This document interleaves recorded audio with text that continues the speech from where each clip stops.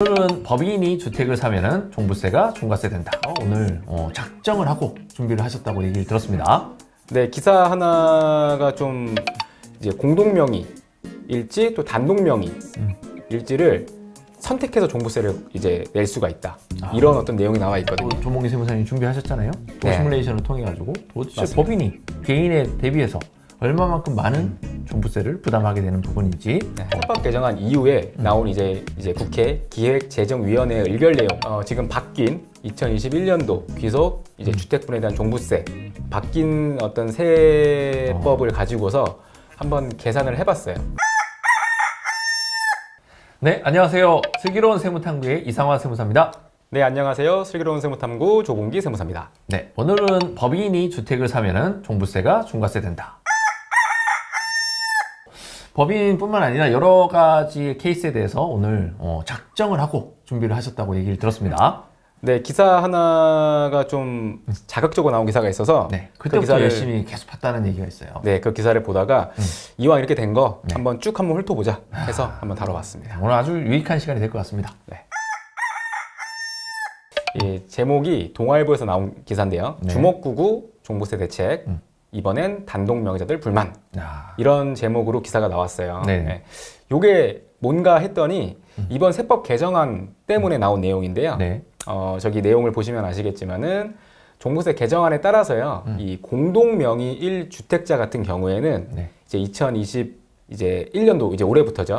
올해부터는 이제 공동명의일지 또 단독명의일지를 선택해서 종부세를 이제 낼 수가 있다. 이런 어떤 내용이 나와 있거든요. 그럼 누구는 선택을 못 한다는 얘기네요? 네. 근데 반대로 1세대 1주택 단독명의자들 같은 경우에는 네. 공동명의일 때의 어떤 세금 계산 방법을 선택할 수 없어요. 그거는 아직 개정이 나온 게 아니기 때문에 네네네. 그래서 그게 형평성이 어긋난다. 아하. 그런 내용으로 이제 기사가 나와 있는 겁니다. 네네. 네. 자, 세법 개정 내용이 나옵니다. 네. 어떻게 바뀌었을까요? 네, 자 2021년도부터 시행되는 종합부동산세, 줄여서 네. 종부세죠. 네. 그 세법 개정 내용들을 일단 먼저 다뤄봤습니다. 네. 네. 첫 번째로 나오는 게 종부세율 인상 내용이 나오죠. 네. 일단 2주택 이하자 같은 경우에는 네. 기존에 비해서 올라갔습니다. 0.1%포인트가 올라갔는데 네네. 그래서 0.6%에서 뭐 3.0%의 네. 세율을 적용하겠다. 과세 표준의 구간에 따라서 네. 예전에도 뭐 0.5에서 2.7 정도였었던 부분인 거고 지금 바뀐 걸로 하면 0.6에서 3.0 이렇게 보면은 크게 뭐 증가한 걸로 안 보이네요.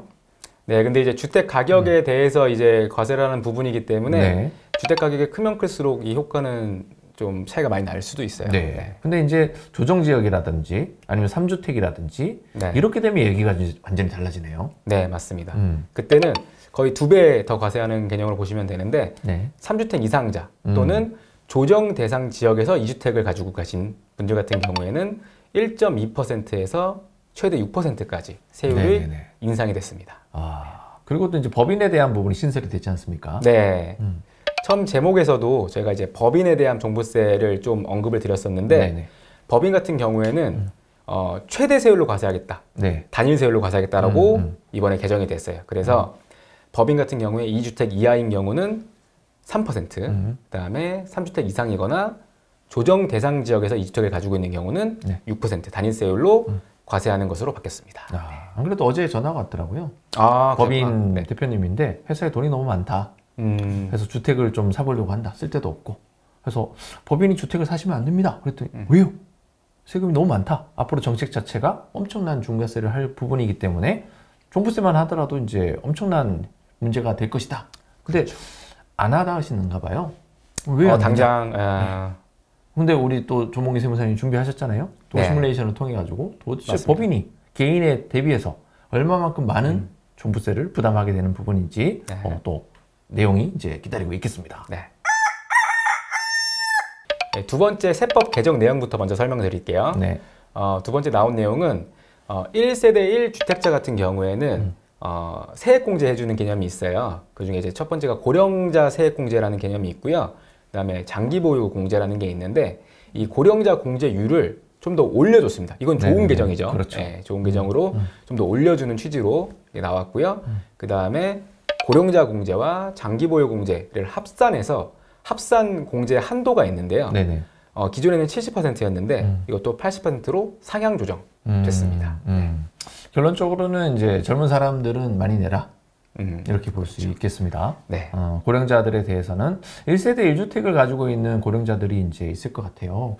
그렇죠. 저희 네. 주변에 이제 대표님들도 보면은 강남에 웬만한 뭐 아파트를 보유하고 계신 분들은 뭐 기본이 한 40억 뭐 그렇더라고요. 네, 그러다 보니까 뭐 강남주택은, 네. 1주택자에 불과하지만은 종부세 지금 개정안이나 여러 가지로 봤었을 때는 굉장한 그렇죠. 불안을 겪고 있으시더라고요. 네. 근데 그분은 한 채만 가지고 있었는데 또 어떤 분은 강남에 두 채를 가지고 계신 분은 한 80억을 한다는 얘기인 거예요. 그래서 그 뒤에 사례도 이제 나오겠지만은 이게 어마어마한 이제 쟁점 부분이 될 것 같습니다. 그래서 뭐 신문지상부터 시작해서 종부세에 대해서 다룬 부분이 굉장히 많은 것 같은데요. 오늘 정본기 네. 세무사님이 그분들이 발표한 것보다 훨씬 더 좋은 내용을 가지고 왔다. 이렇게 볼 수 있을까요? 이렇게 부담을 주시는지 모르겠지만 네.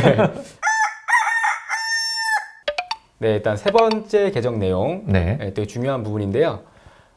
이 주택분 세부담 상환 비율이란 게 있어요. 네네. 그래서 직전 연도 이제 재산세와 종합부동산세 합산된 금액에서 이제 뭐 150%에서 뭐 이제 300% 이렇게 세부담 상한을 정해놓고 있거든요. 올해 네네. 과세할 수 있는 전체 세금 범위죠. 네네네. 근데 여기서 보니까 조정지역 2주택자가 원래는 200% 상한이었는데 네. 300% 상한으로 바뀌었죠. 올라갔습니다. 상한선이라는 게 뭐 우리가 이제 세금이 예를 들어서 작년에 100만 원을 냈다. 그러면은 150%라고 하는 거는 200만 원이 설사 과세가 된다 하더라도 150만 원으로 끊어줄게. 이런 얘기지 않습니까? 맞습니다. 근데 저 300%로 돌아와 버리면은 뭐 100만 원이었다가 300만 원 되면 옛날에는 200만 원으로 과세가 끊는데 300만 원 다 과세하겠다. 이제 이런 내용이지 않겠습니까? 네, 맞습니다. 네. 법인이 또 하나가 또 특이한 부분이 보이네요. 네, 법인 같은 경우에는 이번에 종부세 개정안을 들고 오면서 네. 좀 강력하게 좀 이제 들고 오신 것 같아요. 아까 종부세율도 그렇고 네. 이 세부담 상한도 법인에 대해서는 적용하지 않겠다. 네, 또 중요한 이제 법인 입장에서는 되게 네. 중요한 세법 개정 내용인데요. 이것도 마찬가지로 법인에 대해서 과세를 강화하겠다는 내용에 어떤 해당되는데 네. 종합부동산세를 계산할 때 기본공제를 해주는 개념이 있어요. 네네네. 있는데 6억 원 기본공제가 있는데 네. 법인 같은 경우에는 이 기본공제도 해주지 않겠다 라고 나와 있습니다. 그렇죠. 일반 개인들 같은 케이스에서는 우리 집 자체가 한 6억을 넘지 않는다. 네. 그렇다라고 한다 그러면은 과세가 되지 않겠죠. 근데 그렇죠. 법인은 네. 6억짜리를 가지고 있다라고 한다 그러면은 과세가 된다. 네. 이렇게 되겠죠. 맞습니다. 세법 개정안 이후에 나온 이제 국회 기획재정위원회 의결 내용인데요. 아까 제가 기사에서 말씀드린 내용이에요. 원래는 세법 개정안에는 포함되어 있지 않았는데 이제 부부 공동 명의자들이 많은 좀 이제 항의가 있었나 봐요. 계산을 누가 해본 거죠. 그죠? 그럴 수 있죠. 네. 계산을 해봤더니 우리는 공동 명의에도 해당을 하고 네. 1주택자에 해당을 하면서도 고령에 해당하기도 하고 네. 장기 보유도 하고 있었고 여러 가지 맞습니다. 케이스가 네. 있었다는 부분인 거죠. 그렇죠. 근데 왜 법을 만들 때 저거를 고려를 하지 못했을까요? 아마 예전부터도 이제 이런 내용들이 있었을 거예요. 네. 근데 이제 세법 개정을 할 때는 그 부분들을 고려하지 않다가 계속 항의가 너무 많이 이어지니까 이번에 의결에서 부부 공동 명의자 1주택자 같은 경우에는 1세대 1주택자인 경우와 이제 동일한 어떤 세금 계산을 선택할 수 있게 해주겠다라고 해서 이 선택 과세를 이제 허용한 이런 어떤 의견이 정치를 나온 했네요. 거죠. 정치를 한 거 같아 맞습니다. 보입니다. 네. 근데 오히려 이 내용 때문에 1세대 1주택자들이 불만이 많이 쌓이게 된 거죠. 역차별이죠. 그렇죠. 그렇게 보고 있는 거죠. 그렇죠. 누구는 나도 부부고 저 사람도 부부인데 누구는 공동 명의로 해서 아름다운 어떤 구조를 이제 짜게 되는 부분이고 맞아요. 네. 나는 혼자 독식하려고 했다가 이렇게 낭패를 당하는 케이스가 생기지 않겠습니까? 이런 거를 사모님들이 이제 와이프가 좀 보시면은 이 방송을 좀 보신다고 한다 그러면은 공동 명의로 해야 된다. 명분이 이제 생기지 않겠습니까? 그럴 수 있겠네요. 네. 종부세 때문에 이제 공동 50%의 지분이 생겼다. 이런 방송이 되지 않을까 기대를 한번 해봅니다. 맞습니다. 네. 종합부동산세에 이제 새로 들어온 내용 중에 그 내용이 들어와 있습니다. 그래서 공동명의 1주택자를 1세대 1주택자로 봐서 과세할 수 있게끔 계산할 수 세금을 계산할 수 있게끔 그렇게 법이 개정이 된 내용이 나와 있어요. 선택이잖아요. 그렇죠. 근데 이거 좀 개인적인 궁금점이 좀 들더라고요. 종합부동산세는 정부가 고지하는 과세입니다. 그래서 네. 많은 분들이 종합부동산세를 좀 절약하기 위해 가지고 세무사한테 나 어떻게 하면 될까요? 이렇게 물어보는 사례들이 과거에 많았습니다. 그래서 제가 항상 그렇게 답변합니다. 고지되는 대로 납부하시면 됩니다. 그랬더니 되게 당황해 하시더라고요. 세무사가 왜 저런 형편없는 답변을 하지? 근데 앞으로는 선택을 해야 되는 상황에 놓이게 됐기 때문에 네. 이제 바뀌는 시대가 오게 되는 것 같습니다. 네, 맞습니다. 네. 네. 또 다음 내용 보시죠. 네, 그래서 지금 바뀐 2021년도 귀속 이제 주택분에 대한 종부세 바뀐 어떤 세법을 가지고서 한번 계산을 해봤어요. 근데 똑같이 이제 한 15억 정도의 자산을 가지고 있는데 네, 이걸 1주택이냐, 2주택이냐, 3주택이냐 네, 맞습니다. 이런 거 가지고 또 이제 머리가 좋으시네요. 네. 가정이 이제 세부담 상한을 고려하지 않는 부분도 있고, 네. 그 다음에 계산 과정에서 조금 단순화시켜서 계산한 부분도 있어요. 그래서 그렇죠. 정확한 금액은 아닐 수 있기 때문에 네네네. 참고용으로만 좀 활용하시면 좋을 것 같고, 저 말고는 딴지 거사에 별로 없습니다. 그렇겠죠. 네네네. 네. 일단 그래서 주택 가격을 그냥 15억 원으로 가정을 했습니다. 네. 이제 1주택자 같은 경우에는 그 주택 한 채가 15억인 거고, 네. 뭐 2주택자들은 주택 두 개가 합산됐을 때 15억인 거고, 그렇게 계산을 이제 보시면 됩니다. 네. 봤을 때 1세대 1주택자 같은 경우에는 기본적으로 9억 원 공제, 기본 공제와 네. 이렇게 쭉 내용이 들어가 있죠. 그다음에 공정시장 가액 비율 2021년도 기준으로 95% 중요한 개념이고요. 그다음에 산출세액에서 재산세 상당액을 빼주게 돼 있거든요. 네네. 그래서 이렇게 빼줘서 계산한 부분이고, 사실 고령자 공제나 장기 보유 공제를 고려하시면 세금이 더 줄어들 수 줄겠죠. 있는데 네네. 저 부분들은 이제 일단 고려하진 않았습니다. 네네네. 네, 고려하지 않았을 때 대략적으로 한 64만 원 정도에서 한 300만 원 정도의 세금이 예상이 된다. 이렇게 보시면 될 것 같고요. 일단 그리고 2주택자 같은 경우에는 네. 9억 원 공제가 아니라 일단 6억 원 공제로 바뀝니다. 기본 네네. 공제가 바뀌고 동일하게 공정시장 가액 비율은 95%. 네. 그리고 쭉 계산해 나가시면은 대략적으로 약 580만 원 정도 네. 예상이 된다. 그다음에 3주택 이상자 같은 경우에는 동일한 계산식에 의해서 한 1,250만 원 정도가 예상이 된다. 네네네. 이렇게 보시면 될 것 같고요. 법인 같은 경우에는 아까 말씀드렸듯이 어우. 단인세율이에요. 최고 세율이기 때문에 네네. 2주택 이하자 같은 경우에는 3%, 네네. 3주택 이상자 같은 경우는 6%. 음흠. 그리고 계산식 보시면 알겠지만 기본 공제가 없습니다. 아하. 그렇게 해서 계산한 것을 봤을 때 2주택 이하 법인 같은 경우에는 한 3,900, 네네네. 그다음에 3주택 이상 법인 같은 경우에는 한 8,200 정도가 예상이 된다. 네. 말이 8,200이죠. 이거 상당한 숫자인 것 같습니다. 그럼요. 보유할 때마다 8,200씩 낸다는 건 네. 그리고 공정시장 가액 비율을 조금 이해를 잘 못하시는 분들을 대비해서 이제 말씀을 드린다 그러면은 네. 실질적으로 가액은 100%를 적용해야 되는 게 맞는데 그렇죠. 세금을 너무 많이 내는 거를 방지하기 위해서 95% 가격으로 좀 다운 시켜주고 예전에는 맞습니다. 그거보다 더 낮은 금액이었잖아요. 원래는 90%였고 이제 다시 올라간 개념이 95%인데 네. 또 올린다. 앞으로 2022년도 이후에는 이 혜택도 주지 않겠다. 그렇죠. 100% 그러면 그대로 적용하겠다. 그 내년에는 저기 금액에서 다 올라가게 되겠지 않겠습니까? 맞네요. 예, 네네. 또 더 올라가겠네요. 더 올라가죠. 네, 그리고 맞습니다. 법인 같은 케이스는 그렇게 돼버리면 한 1억 정도가 아마 부과가 될 걸로 예상이 되는데 맞네요. 15억짜리 한 채를 가지고 있는데 1년에 1억에 대한 종부세를 내야 되기 때문에 15년이 지나가면은 주택이 날아가네요. 없어지네요. 그리고 또 여담으로 혹시라도 저 법인이 보유한 주택이 업무 무관자산으로 분류가 된다 그러면 네네. 종부세가 비용도 처리도 안 됩니다. 아하. 세법에서요. 네. 그렇죠.